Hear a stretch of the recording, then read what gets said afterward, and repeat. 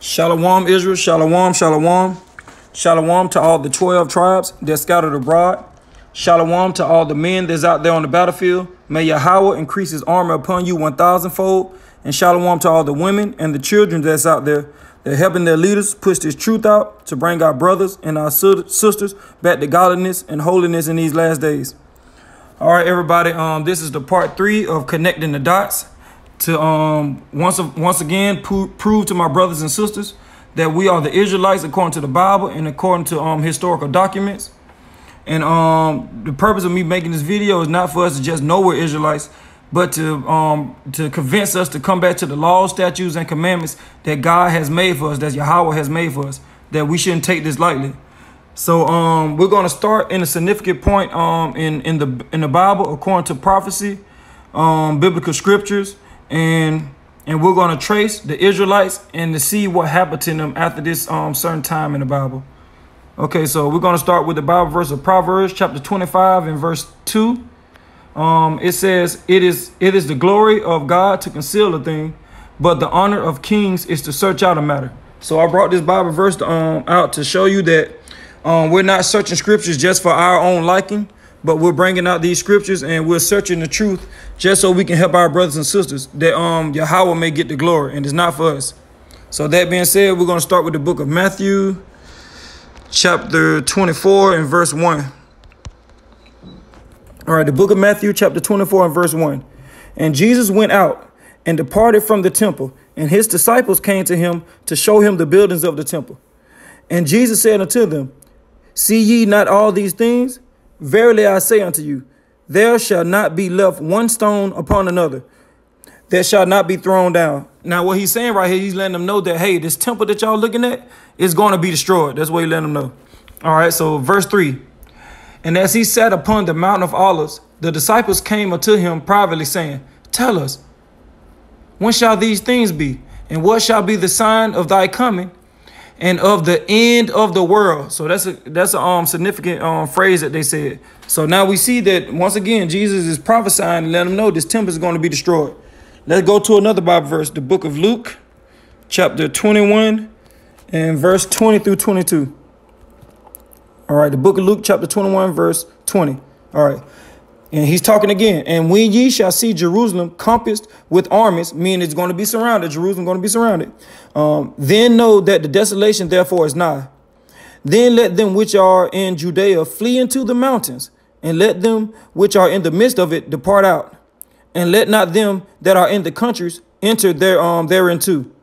For these be the days of vengeance, that all things which are written may be fulfilled. So he's letting them know once again, when y'all see the armies coming to Jerusalem, flee into the mountains. This is the vengeance of Yahawah. He's still sparing them because he didn't have to tell them. So he let them know this is what's going to happen.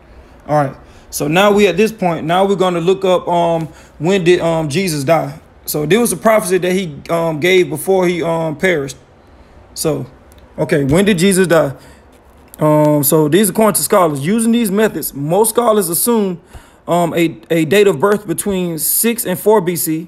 And that Jesus' preaching began around AD 27 and 29 and lasted 1 to 3 years. They calculated the death of Jesus as having taken place between AD of 30 and 36. So we're going to say that, like I said, according to scholars, that Jesus died in 33 AD. Okay, so I brought this out to say this. So he died in the year of 33 AD. So 37 years later is when the siege of Jerusalem happened. And I already got it pre-set up so we don't have to worry about it. So, okay, the siege of Jerusalem, it happened in 70 AD. So let's see, the siege of Jerusalem.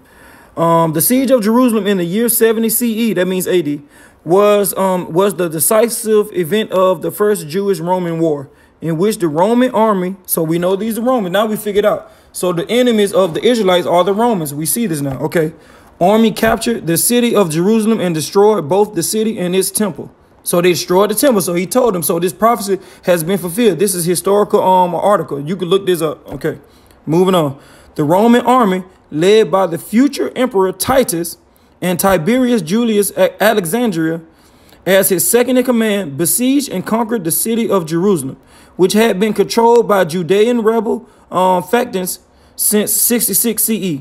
Following the Jerusalem riots of 66, so they saying that's when it happened. That when the Jews first started rebelling against the Romans, because they was kind of in power ever since 63 BC, and we was living amongst them. And if you watch the other videos, I already explained that. So that's why all this ended up coming about, especially after they crucified our Lord and Savior. You got to understand, you know we weren't gonna let that slide. So let's keep going. When the Judean provisional government was formed in Jerusalem. All right, so we see, according to this this article, that the siege of Jerusalem actually happened. Like I said, y'all can go into it. I'm gonna leave this link, but you can go do more research. But without a shadow of a doubt, we know that the biblical prophecy was fulfilled. So now what we're gonna do, we're gonna look into some more facts. So we see that he said the future emperor Titus. So I'm pretty sure if he led this this war, I'm pretty sure they made some type of building for him, some type of ark for him. So we're gonna look this up and let's see if we can find this. Let's see. We're gonna look at the. Let's type in the Ark of Titus. We'll just look this up and see if they. Oh, so it actually did. Okay, let's look at this. Okay, let's look at some images. All right.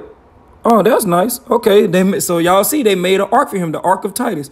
So this maybe they just made this just because he was emperor. Okay, so let's just check it out. Let's look at some pictures.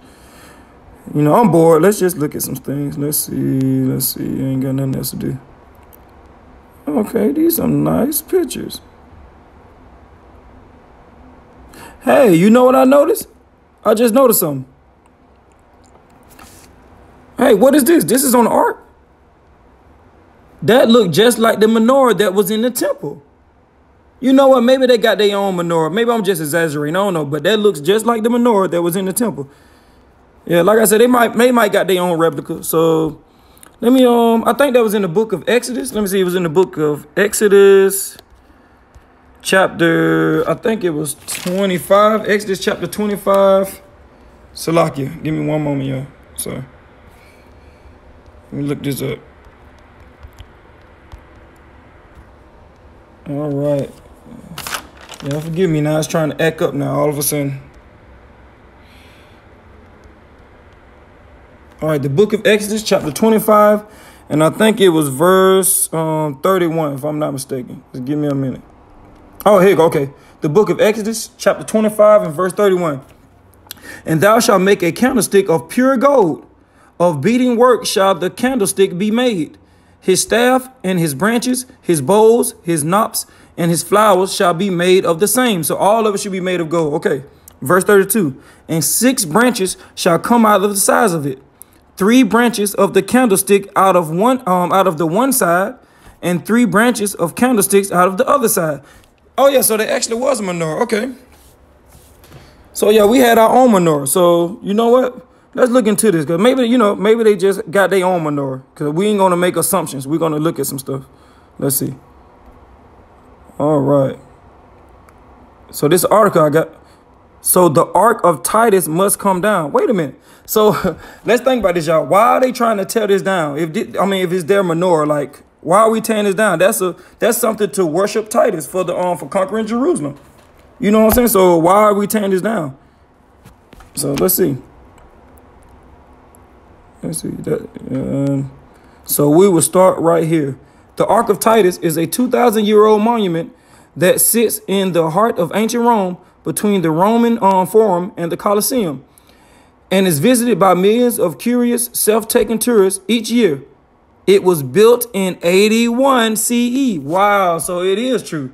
So once again, we just showed y'all the Bible is not fake. This is a historical book, and this prophecy literally came to pass, and this is literally in Europe right now. You can go and look at this. You can go visit this. All right, moving on.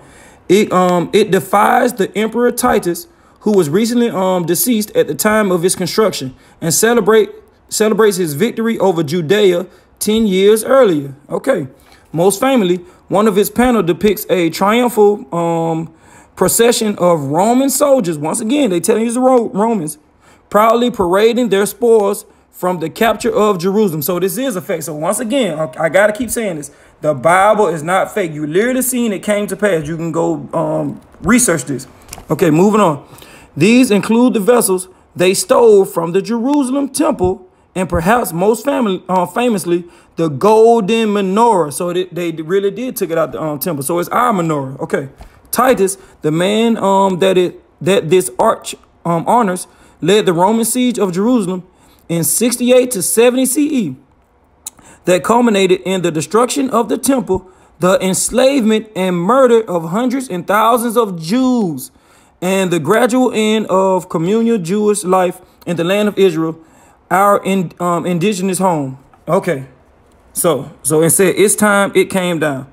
Wow, so it really did happen. Okay, so now that we know that they captured Jerusalem, now we remember what we just read in the book of Luke chapter 21 and verse 20, when Jesus told the people, when you see this happen, flee to the mountains. So we got to use common sense. I'm pretty sure some of them listened and they ran away. So let's do some research and let's see, did some people get away? Let's see how did they dispersed. We're going to look this up. All right. So the Jewish diaspora. So this happened between 70 AD and 500 AD. So as you can see, if you look at the arrows just point inside Europe. These are basically the Jews that got captured. But if you notice, if you look at the bottom right here, some people got away and they ran into Africa. They ran to this part, the northern part of Africa. So we see this. Okay. And we see some Jews got taken over here to Spain. Okay, but some got away down here in Africa. So let's read this real quick. Although the official Jewish state came to an end in 70 AD, the diaspora of the Jews began long before that. They just giving us some history throughout the Bible where we got captured multiple times. So let's read this a little bit. Under Assyrian rule of Israel, Jews were scattered all across the Middle East and Egypt. Nebuchadnezzar, leader of the Assyrians, however, had allowed the Jews to stay in a unified community in Babylon. It is here that elements of Judaism mix with I don't know how to pronounce that word, y'all. Zoroastrianism. We're going to leave that alone. Arguably the world's first ever monotheistic religion. So monotheistic religion meaning worshiping one God. In Babylon, Judaism started adopting elements such as an eschatology, concepts of good and bad, angels, and the day of judgment. All right, that's enough. So we're reading right here that the Jewish diaspora happened between 70 AD and 500 AD. So like I said, these are the Jews that got captured that went in Europe, but we seen some fled into the northern part of Africa. All right. So now that we got that, okay, so you know what I want to look up now? So now that we know that, I'm pretty sure there was some dark times for the within history. So you know what? Let me look up. Let me type it. Let me just type this in. Let's see. Let's see. Let me type this in. The year of, so I heard of something called the year of the Dark Ages, and I want to look this up and let's see what that means. Let's see. Okay, the year of the Dark Ages. All right. So let's type this in. So why was 900 years of European history called the Dark Ages? Wow, okay, so 900 years. Let's look at this. Let's see what they say. All right. The Dark Ages were between the 5th and the 14th centuries. So y'all see this now. It was between the 5th and the 14th centuries. Lasting 900 years, the timeline falls between the fall of the Roman Empire and the Renaissance. It has been called the Dark Ages because many suggest that this period saw little scientific and cultural advancement. However, the term doesn't stand up to much scrutiny, and many medieval historians have dismissed it. Why is it called the Dark Ages? Okay, Francisco Petrarca, known as Petrarch, was the first person to coin the term Dark Ages. He was an Italian scholar of the 14th century. He called it the Dark Ages as he was dismayed at the lack of good literature at the time. So what they're saying right here, y'all, they were saying between these 900 years, which I don't understand, it don't make any sense, that they didn't have no type of advancement, no type of medical, no type of scientific or cultural advancement. So you know what? All right, we're going to take their word for it. So while we bored, I remember hearing something about the Moors. So let me look up. Let's look up what is the who are the Moors. I forgot what race they are, so we're gonna look up this. What race were the Moors? Let's just do something because I ain't got nothing else to y'all. We're just going to type this in. What race were the Moors? Okay. The term Moor is an exonym first used by Christian Europeans to designate the Muslims inhabitants of the Maghreb. Now, I know the Maghreb is a part of Africa. I know that's part of like the northern part of Africa, but we'll look in it. The Iberian Peninsula, Sicily, and Malta during the Middle Ages. The Moors initially were the indigenous Maghrebian Berbers. The name was later also applied to Arabs and Arabized Iberians. Okay, so what we're gonna do? We're gonna look up.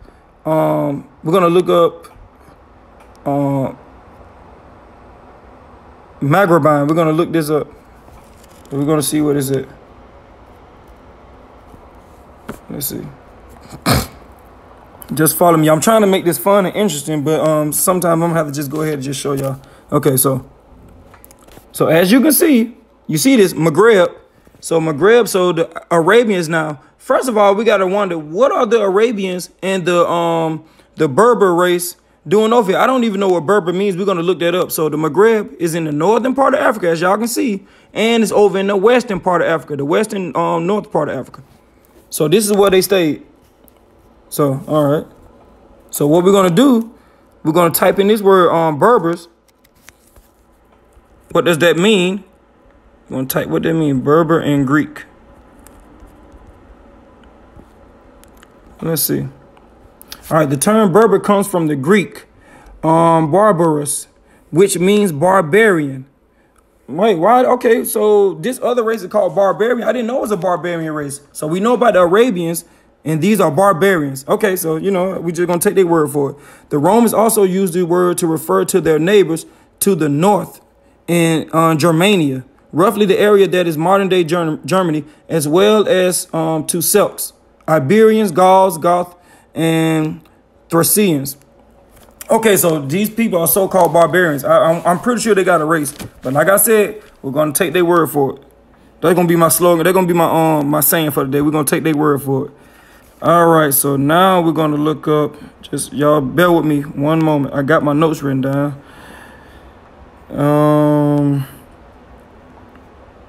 So, you know, okay.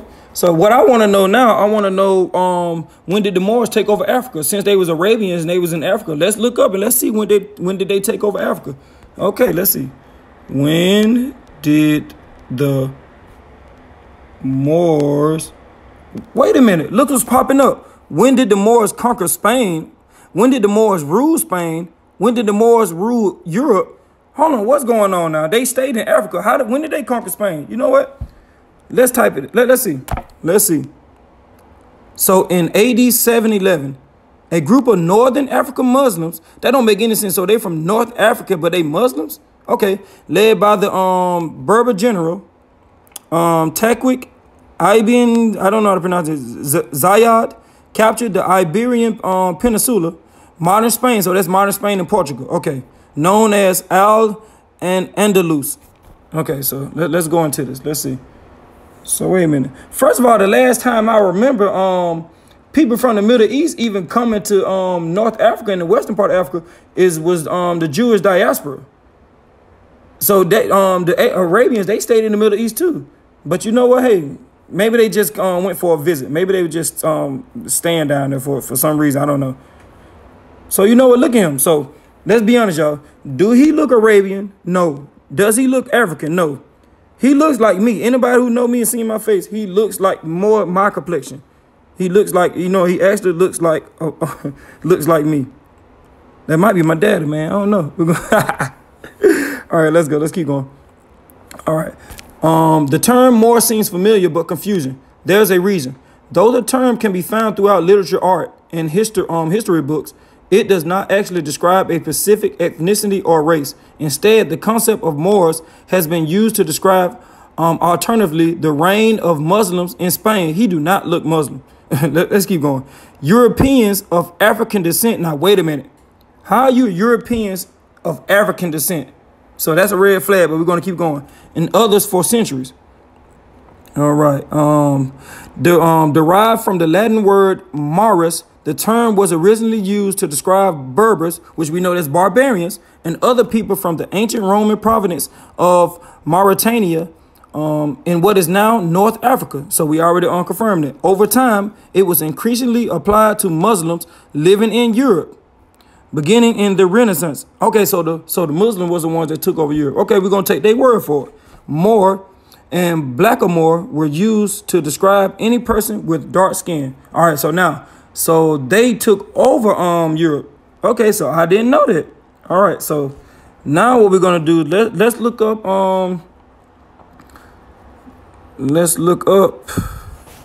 Let me see. I got my notes. Salakia, just bear with me. All right. So let's look up what was the name of the empire. What was the name of the Moorish empire? Okay. Andalus. So I'm gonna type in Andalusian Empire. Andalusian Empire. Okay, so as you can see, if y'all look at the map, this is Spain. It was called Andalus when they captured it, but this is actually Spain. This is Iberian Peninsula. So this is when they took it. Okay. So now that we got that, so just for time's sake, so inside Spain, and inside Spain, it's a city. If you look right here, that's called Granada. And in Granada is where they built their fortress at. They built their castle. The kings and queens of the Moors, that's where they built their castle. So I'm just going to show you some pictures. All right. All right, here goes some pictures. If y'all want to look at more pictures, you can go do the research and go look at the pictures. I'm just showing you some small examples of pictures. All right, let me see. Okay, hold on one moment. So the name of the castle was Alhambra. So we'll type that in. Alhambra, Andalusia. Okay. So here comes some more pictures. You know, it blows my mind to see the architecture, to see how they was able to build this back in these days. Like, this is crazy. Look at that. That's real nice. That's nice, y'all. Yep. We're just killing some time. So let's see. Oh, that's nice. That's nice. Okay. So now what I'm going to look up. You know what I do want to know? I want to know, I want to look up how long did they conquer Spain? Because I remember, because Spain just said, Europe, they just said the Dark Age was between 500 to 1000 AD. They said that it was no advancements, no scientific or cultural advancement. Nevertheless, it just said they took, we're going to see when did they take over then. Because some not adding up, so let's see. So let's see. I'm going to type in how long. Let's type in. How long?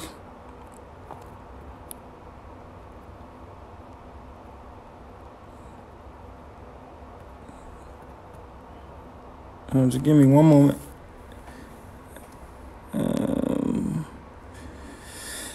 How long did... I'm going to edit this. Okay. So how long did the Moors rule Spain? All right. 800 years. That's a long time now. Look, many writers refer to Moorish rule over Spain spanning the 800 years from 711 to 1492. You know, I remember something else about 1492, but you know what? Let's keep going. Yeah, this is a misconception. The reality is that the Berber Hispanic Muslims inhabited 2/3 of the peninsula for 375 years, about half of it for another 160 years, and finally the Kingdom of Granada for the remaining 244 years. All right, so we see that's a long time. So you know what? Now what I want to do, I want to go back because it's something I remember looking at when I was looking at what were the race of the Moors. So there go my dad again, y'all. All right, let's move down. Let's read something else. Okay, so let's read this. Over time, the strength of the Muslim state diminished, creating inroads for Christians who resented Moorish rule. Okay, so now, like I said, if you watched the part 1 and part 2 of the videos, I told you the birth of Christianity, and it was in Europe. So this is confirming it. Okay. For centuries, Christian groups challenged Muslim territorial dominance in Al-Andalus and slowly expanded their territory. This culminated in 1492 when Catholic monarchs Ferdinand II and Isabella I won the Granada War. Now, the Granada War, that's actually what the fortress was in for the Moors. Okay, so they won the Granada War and completed Spain's conquest of the Iberian Peninsula. That's in Spain. Eventually, the Moors were expelled from Spain. Okay, so they was expelled from Spain. Okay, so the Arabians were expelled from Spain. So wait a minute. But I know one thing. I know they just kicked them out. I'm pretty sure they made, because remember it was, you know, maybe they made some type of decree. Let me type that in. I'm pretty sure they didn't just kick them out. I'm pretty sure they did proper paperwork. So let's type in Alhambra, because that's what the fortress was. So Alhambra decree. Let's see if something pop up. Let's just see. Wow, something actually did pop up. Let's see. Wow, this is an actual document. This is the actual document of the Alhambra decree. Okay, let's go into it. Let's see what this about. Let's see what this about. Okay, let's see. The Alhambra decree, also known as the Edict of Expulsion, Spanish. All right, let's go down to. Okay, was an edict issued on the 31st of March, 1492, by the joint Catholic monarchs of Spain, Isabella I of Castile and Ferdinand II of Aragon, ordering the expulsion of practicing Jews. Whoa, wait a minute.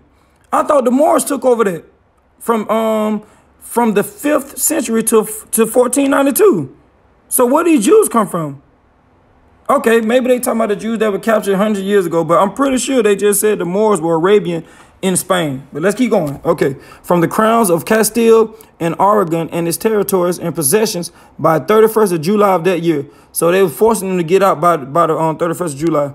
The primary purpose was to eliminate the influence of practicing Jews on Spain's large, formerly Jewish converso, new Christian population, to ensure the latter and their descendants did not revert to Judaism.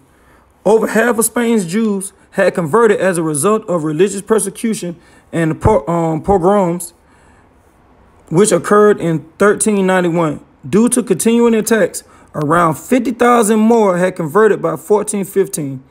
A further number of those remaining choose to convert to avoid expulsion. As a result of the Alhambra decree and persecution in the years leading up to the expulsion of Spain's estimated 300,000 Jews origin population. Now, that's a lot of Jews.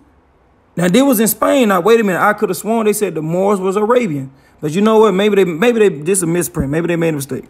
A total of over 200,000 had converted to Catholicism to remain in Spain, and between 40,000 and 100,000 remained Jewish and suffered expulsion. An unknown number of the expelled eventually succumbed to the pressures of life in exile away from formerly Jewish relatives and networks back in Spain, and so converted to Catholicism to be allowed to return in the years following expulsion.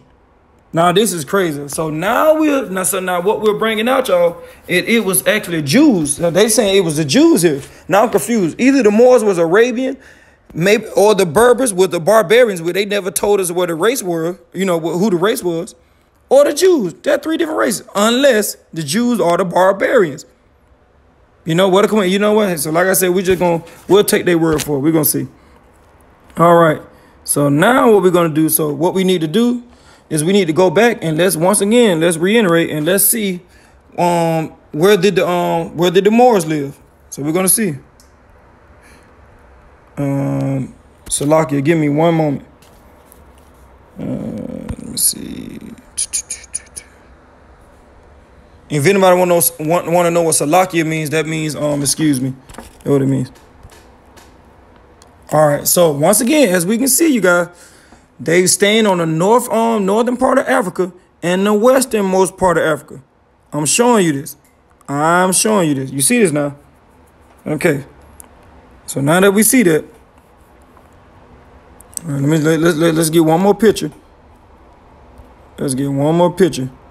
Now we see it ends at the part of Mauritania. So as we can see, this is the spread. This is the spread of the Moors. Just showing y'all once again. Showing you once again. All right. So now that we got that, so the Jewish decree was given out in 1492. Now something significant happened in 1492. I remember Christopher Columbus. He was from Portugal too. He sailed the blue in 1492. So let me look up something real quick. Just give me a minute. Let me see. All right, Christopher Columbus. So when he sailed the blue in 1492, he had a Jewish interpreter. That was in one of my other previous videos. I showed y'all this. So the name of the Jewish interpreter was named Louis de Torres. He died in 1493. And he was Christopher Columbus' interpreter on this first voyage to America. De Torres was an converso, means he was an interpreter. Apparently born. So wait a minute. Let's look at this. His name is Joseph ben Levi Halvery. Now I'm finna break this down to you. Joseph. I'm gonna look it up. I'm gonna show you, so y'all won't take my word for it. Joseph is translated to Joseph. So y'all see this, Joseph. Anybody that read the Bible know Joseph. He was an Israelite. So that's one thing. That's an Israelite name, Joseph. All right. So Ben means son or son of. Just for time purposes, I can't go through everything. So all right, Ha-Levi. Ha-Levi means, just to show you, Ha-Levi means the Levite or the Levi. So this is clearly showing you that his interpreter that he took with him was an Israelite. He was from the tribe of Levi. And what was so crazy, the Levites were the priests of the Israelites. So he actually took a priest with him. You cannot make this up. He actually was born, and the mother that made him made his name Ha-Levi, the Levi. So now we see this is once again a Jew that's being taken from Spain in 1492. And why is he taking a Jewish interpreter if it's no Jew that's already across the waters already? Like our Indian brothers and our Mexican brothers that was already over there. These was lost tribes. These was 10 of the 10 lost tribes was already over there. And that's a whole nother topic. But we're going to stay on topic. So we see that he is an Israelite. So now that we see that, you know what? Now what I want to look up is, let's look up when did the slave trade start? Let's look that up. When did the... All right, when did the slave trade start?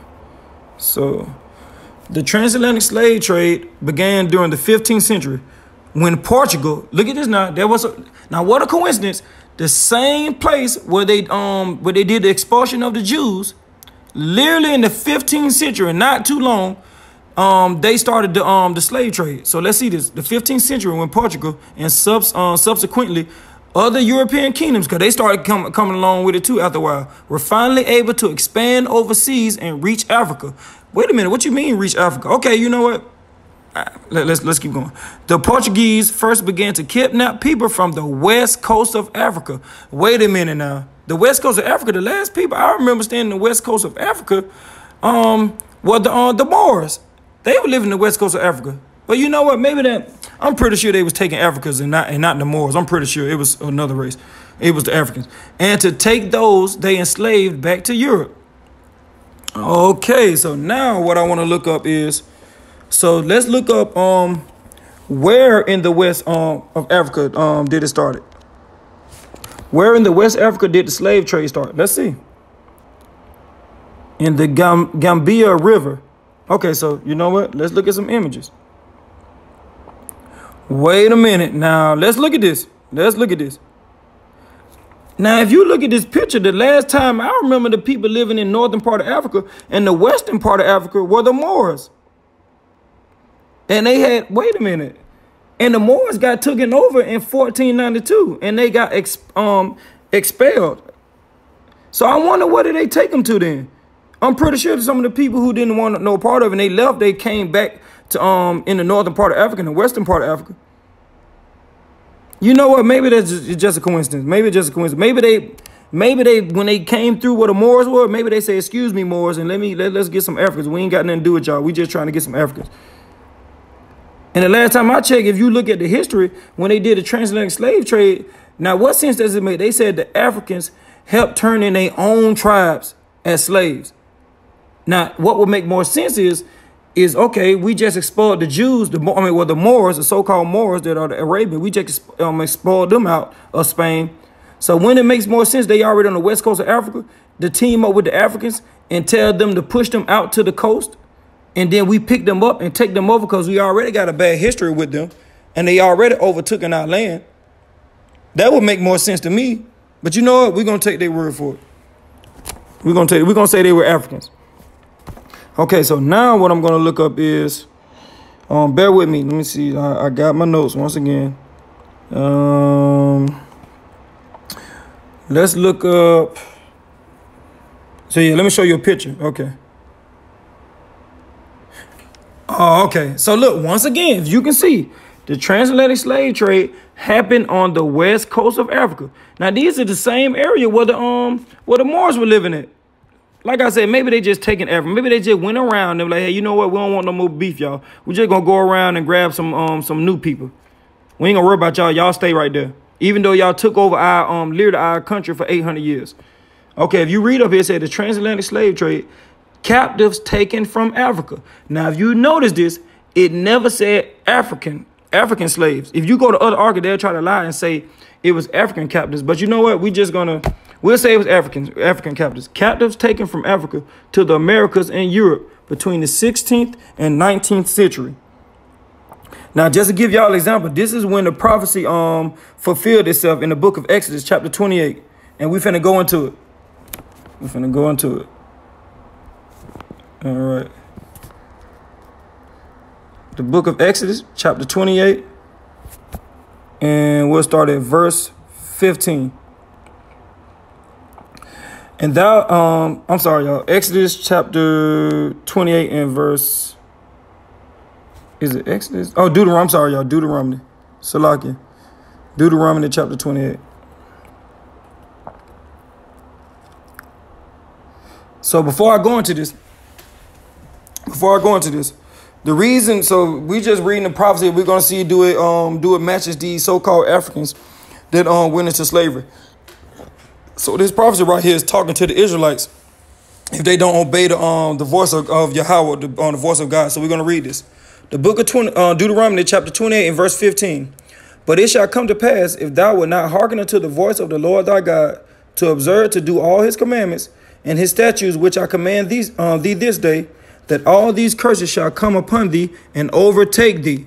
So let's see what's one of the curses. Cursed shall thou be in the city, and cursed shall thou be in the field. Okay, now I do know this. Now, when the so-called Africans got took over to the United States, they were picking cotton, and you know they were getting lynched and burned. So that is curses to me.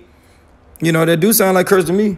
And also, what it sounds like to me, you know what? And even today, if you look at the far as like a nation of people who's at the lowest of poverty, we feel like living in the ghettos and the slums, it's the blacks and the Latinos. We can kind of connect to that too. So let's keep going. Let's go to verse 37. It's just a strange coincidence that he's talking to these Israelites, and their prophecy is comparing to the Africans that went into slavery over into the United States to us. It sounds like they really sound like they're going through the same thing we went through, these Israelites right here. So let's go to 37. Verse 37. All right. Verse 37. And thou shalt become an astonishment, a proverb. That means a lesson. And a byword among all the nations, whether the Lord shall lead thee. Now, another word for byword, what they mean by a byword means you're going to be called different names. Like, I don't want to say the N word, or you're black, or you're African American. That's like, that don't make any sense. How am I two different countries? But you know what? We're not going to take my word for it. So let's go to verse 48. All right, verse 48. Therefore shalt thou serve thine enemies, which the Lord shall send against thee, in hunger and in thirst and in nakedness and in want of all things, Now, what is this saying right here? This saying like anything that you need that you're gonna want to buy or get loans or buy water. The people who gonna own the companies at the top is gonna be your enemies, the people that took you captive. So like these are talking to the Israelites. So let's compare this to us that to our forefathers that went into slavery. Now, when we got brought over to the United States, what a coincidence! Everything we have to buy and loans and all that, we know who owns the buildings. We know who owns the corporate Americas. We know this. It's the Europeans. So what a coincidence. The Bible is talking about the Israelites, and they're going to have to go through the same thing. So let's keep going. And he shall put a yoke of iron upon thy neck until he have destroyed thee. Wait a minute. That's happened to our forefathers. This is getting kind of weird, y'all.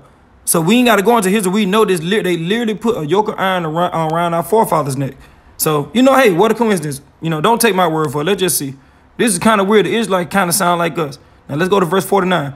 The Lord shall bring a nation against thee from afar, which we know our forefathers, we got taken from the Europeans. Okay. From the end of the earth, as swift as the eagle flieth. Wait a minute. That is so crazy. You know what? What a coincidence that our forefathers, when we were brought over here in the United States, the symbol of the United States is the eagle. You know how, y'all? Give me a minute. Let's look up something. Okay. When did give me a minute, y'all. Salakia. When was the eagle? Okay, when was the eagle chosen? When was the eagle chosen? Wow. Okay, so the eagle was chosen in 1782. So y'all can see that the transatlantic trade slave kicked off in 1619. And now what a coincidence, around the same time between 16th and 19th century, in 1782 is when we chose the bald eagle. You know what a coincidence. Maybe just a strange coincidence. And what's so strange about the coincidence? That is in the Bible about the eagle flying, and it's talking about how they went into slavery, the Israelites, and our forefathers went into slavery. They put a rod of iron around their neck. And so what a coincidence, in this country, the national bird symbol is the eagle. You know what? Maybe just a strange coincidence. So let's keep going. As swift as the eagle flieth, a nation whose tongue thou shalt not understand. Now, our forefathers, we know that when we was brought over here, we know that this is not our native language. English is not our native language. This is just common sense for anybody. All right, verse 50. A nation of fierce countenance, which shall not regard the person of old, nor show favor to the young. We know what happened when we were brought over here. Hey, you know what I noticed, y'all, though? What a strange coincidence once again. Now, the United States over here, we know the United States is 50 states. Now, what a coincidence when we're reading about the Israelites, when it talks about the nation and like about the eagle flieth, it ends on the 50th verse. Maybe that's just a strange coincidence. Maybe that's just a strange coincidence. All right, so let's go to verse 66. Don't take my word for it, though. Let's go to verse 66. Let's see. Let's see what else happened to the Israelites. It's eerie similar. It sounds like our forefathers went through this too. So let's see what else happened to the Israelites. Verse 66. And thy life shall hang in doubt before thee. Wait a minute. Now, I know for a fact, we know historical facts, that our forefathers was hung and lynched. This is an absolute fact. So this happened to the Israelites too? So, okay, and thou shalt and thy life shall hang in doubt before thee. Okay, and thou shalt fear day and night, and shall have none assurance of thy life. Now, this sounds just like our forefathers went through. It's just like, this is too eerie. Think about this. The Israelites, there was a curse that he said was going to happen to the Israelites, which I don't know who these people is, but what a coincidence. Our people went through the same thing. Our people actually were getting hung, and they were scared day and night. They didn't know where they was going to live the next day. Okay, what a strange coincidence. All right, let's go to verse 68. Let's see what else happened there. And the Lord shall bring thee into Egypt again with ships. Wait a minute. Now, that don't make no sense. So I don't believe this. Something ain't right about this. How if they in Africa, how the Israelites, how you going to bring them into Egypt again with ships, and Israel is already on land? All you got to do is walk to Egypt. Wait a minute, unless this means something else. You know what? Let me go to a precept. Let me go to the book of Exodus. Let's go somewhere. Let's see something. Maybe it's a similitude. Let's go to the book of Exodus chapter 20. The book of Exodus chapter 20 and verse 1. And God spake all these words, saying, I am the Lord thy God, which have brought thee out of the land of Egypt, out of the house of bondage. Oh, okay. So Egypt means a house of bondage. Okay. So now let's go back. Now we got some understanding. All right. The book of Deuteronomy, chapter 28. Let's go back to 6 to 8. Okay. And the Lord shall bring thee into Egypt again with ships. Now, okay, it didn't mean bondage. You know what? Now, what an eerie coincidence. Our forefathers, the way they got over to the United States, we just looked at the transatlantic slave trade. They got taken over there with ships. Now, this is just a strange coincidence. Like, this is too similar. Like, we just read all these curses, and the things that happened to the Israelites, it matched our forefathers. This is just crazy. You know, maybe just a strange coincidence. So let's keep going. By the way, wherefore I speak unto thee, thou shalt see it no more again. Yep. So wherever we was taken from Africa, we haven't been staying back in over Africa ever since they say we from Africa. So let's keep going. And there ye shall be sold unto your enemies for bondmen and bondwomen. Now, once again, that is so eerie. The Israelites, so they were sold to their enemies, bondmen and bondwomen. Wait a minute, our forefathers, we was sold to our enemies too. What a strange coincidence. Hey, maybe just a strange coincidence. Maybe, I don't know. And no man shall buy you. What this means is saying you will not be redeemed, like you're not going to be freed. So one thing I do notice is since we've been over in the United States, our forefathers, since we've been over in the United States, we've still been at the bottom of the totem pole when it comes to economic wealth and success.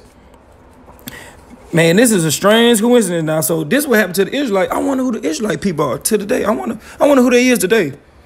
I don't think I know whoever they is, man. Our forefathers damn that went through the same stuff they went through. So like I said, I brought this video out just to see, you know, what happened to the Israelites, to these people.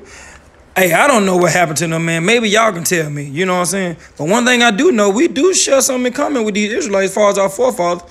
I would like to get to know them, man, you know. So I guess what I'm going to do, I'm going to keep on reading the Bible. Me and you, all of us, we can do our research. We can study to show thyself approval. Keep reading these Bible verses so we can be able to have a more accurate research to figure out what actually happened to the Israelites. And we need to figure out who these people are. So I hope this video was edifying. Excuse me for messing up words and butchering words. I'm not that good at pronunciation. Nevertheless, I pray that you was edified. I pray that my sisters and brothers, y'all heed to this. I pray that this video was enlightening. And may YAHAWAH'S, Ruach HaKodesh, may they continue to bring you to the truth and revelation. And may we turn from our wicked ways and prepare ourselves for the end times. Shalom, Israel. Shalom.